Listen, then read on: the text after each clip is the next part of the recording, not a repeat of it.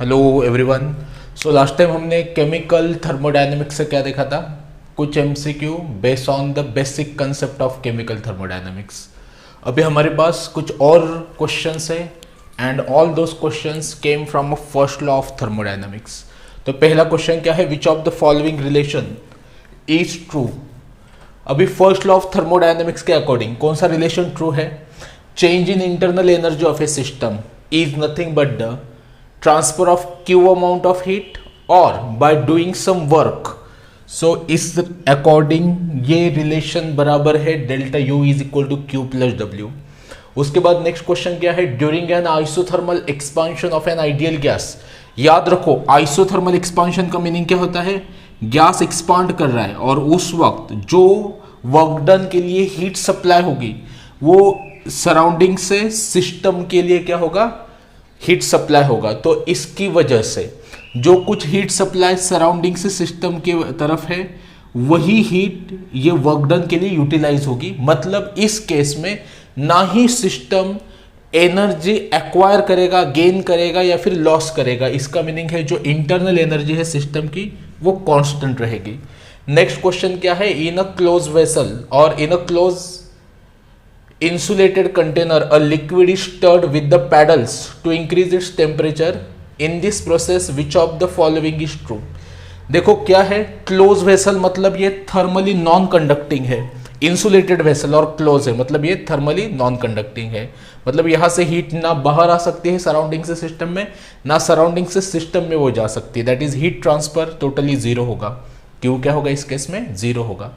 तो इस केस में पैडल क्या करने से, रोटेट करने से अगर वर्क डन हो रहा है, पैडल रोटेट करने से अगर वर्क डन हो रहा है तो इस केस में क्या पॉसिबल है, इस केस में हम बोल सकते हैं change in internal energy of a system is nothing but work done, is nothing but work done by the surrounding on the system.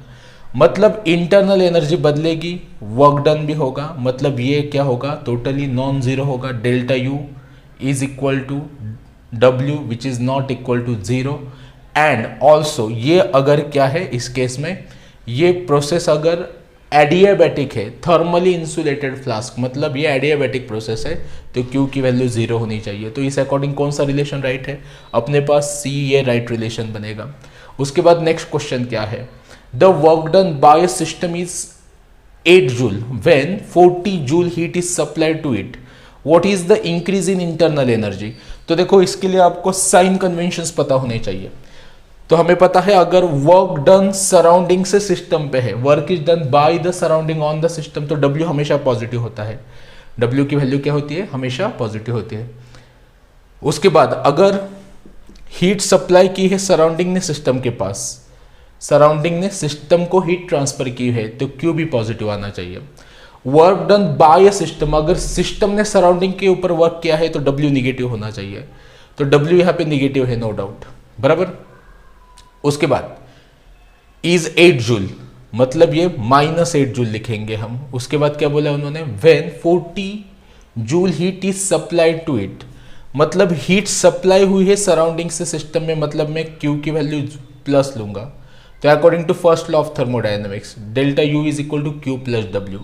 तो अभी Q कितना है, 40 जूल है और अभी वर्क डन तो निगेटिव है, मतलब W की वैल्यू निगेटिव है, तो मैं यहाँ पे प्लस W कितना आएगा मेरा -8 जूल। सो 40 - 8 कितना आएगा, 32 जूल। तो इस अकॉर्डिंग कौन सा ऑप्शन राइट है, ऑप्शन C राइट आना चाहिए, option C should be right. उसके बाद नेक्स्ट क्वेश्चन क्या है अपने पास, look at here, what is the amount of work done when 2 moles of an ideal gas is compressed from a volume of 1 metre cube to 10 DM cube. देखो अभी ये unit अलग अलग है, ये मीटर क्यूब है, ये DM क्यूब है। तो इनिशियल वॉल्यूम है आपका 1 मीटर क्यूब, इनिशियल वॉल्यूम इस केस में कितना है 1 मीटर क्यूब, और जो फाइनल वॉल्यूम है मतलब V2 है वो कितना है 10 DM क्यूब। तो देखो ये मीटर क्यूब है तो ये भी मीटर क्यूब में होना चाहिए, ये किलो पास्कल है उसे ऐसे ही रख देंगे, कोई प्रॉब्लम नहीं, ठीक है। ये दो बड़े यूनिट है और ये छोटा यूनिट है तो छोटे को बड़े में कन्वर्ट कर लेंगे। तो 10 DM क्यूब मतलब कितना बनेगा, ये बनेगा 0.01 मीटर क्यूब। क्या करना पड़ेगा आपको, डेसीमीटर क्यूब को अगर मीटर क्यूब में कन्वर्ट करना है, छोटे यूनिट को बड़े यूनिट में कन्वर्ट करना है तो डिवाइडेड बाय 1000 करना पड़ेगा। और इस केस में एक्सटर्नल प्रेशर कितना था 100 किलो पास्कल, तो उसको एज इट इज रखेंगे 100 किलो पास्कल। तो अपने पास फॉर्मूला क्या है, W is equal to minus P external delta V. यहाँ पे उन्होंने ऐसा नहीं बोला कि रिवर्सिबल एक्सपांशन है या रिवर्सिबल कंप्रेशन है। अगर रिवर्सिबल बोला होता तो हमें W मैक्स का फॉर्मूला यूज करना पड़ता या फिर W रिवर्सिबल का फॉर्मूला यूज करना पड़ता, पर यहाँ पे ऐसा कुछ बोला नहीं। मतलब हाँ, ये वाला फॉर्मूला कौन सा यूज करेंगे हम इस केस में, W रिवर्सिबल का। So minus P external pressure कितना है 100 kilo pascal into delta we, मतलब V2 माइनस V1, मतलब कितना आएगा V2 माइनस V1।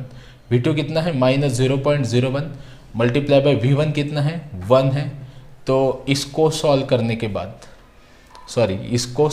के बाद, सब्सट्रैक्ट करने के बाद ये पूरा जो आंसर है ये अप्रॉक्सीमेटली आएगा 99 किलो जूल। तो इसका ऑप्शन ए करेक्ट आना चाहिए। इसका कौन सा ऑप्शन करेक्ट आना चाहिए, ए। उसके बाद नेक्स्ट क्वेश्चन क्या है, work done during isothermal reversible expansion of an 1 mole of an ideal gas, मतलब नंबर ऑफ मोल्स एन की वैल्यू है 1 mole, from 10 atmosphere to 1 atmosphere. ये प्रेशर गिवन है, इनिशियल प्रेशर है आपके पास 10 एटमॉस्फेयर और फाइनल प्रेशर है आपके पास 1 एटमॉस्फेयर, ठीक है। एट 300 केल्विन, टेम्परेचर है आपके पास 300 केल्विन। तो वर्क डन निकालना है। अभी देखो यहाँ पे क्या बोला है, work done during isothermal reversible expansion. तो रिवर्सिबल वर्ड आया तो मतलब ये W मैक्स का फॉर्मूला लगेगा। तो W मैक्स का फॉर्मूला हमें पता है क्या होता है, so that we know that W max होता है W max is equal to minus 2.303 nRT बराबर लॉग ऑफ क्या बनता है ये V2 अपॉन V1। पर अभी हमें प्रेशर दिया है तो ये आएगा P1 upon P2, P1 upon P2 बराबर। तो उसके बाद यहाँ पे माइनस 2.303 n की वैल्यू पुट करते हैं, n है 1 मोल मल्टीप्लाई बाय r की कांस्टेंट, r एक गैस कांस्टेंट है उसकी वैल्यू फिक्स है 8.314 जूल पर केल्विन पर मोल। उसके बाद टेम्परेचर कितना है इस केस में है 300 इंटू लॉग P1 कितना है 10 और P2 कितना है 1 है। सो इसको सॉल्व करने के बाद, इसको पूरा सॉल्व करने के बाद जो फाइनल आंसर है वो है अपना 5744.1 जूल, दैट इज 5744.1 जूल। तो इस अकॉर्डिंग कौन सा ऑप्शन राइट होना चाहिए, सी राइट होना चाहिए। कौन सा राइट होना चाहिए, C. So that's all about the few MCQs from chemical thermodynamics. इसके बाद भी कुछ बहुत सारे MCQs हम सॉल्व करेंगे। So till that this many MCQs are enough. So thank you so much, have a nice time, take care.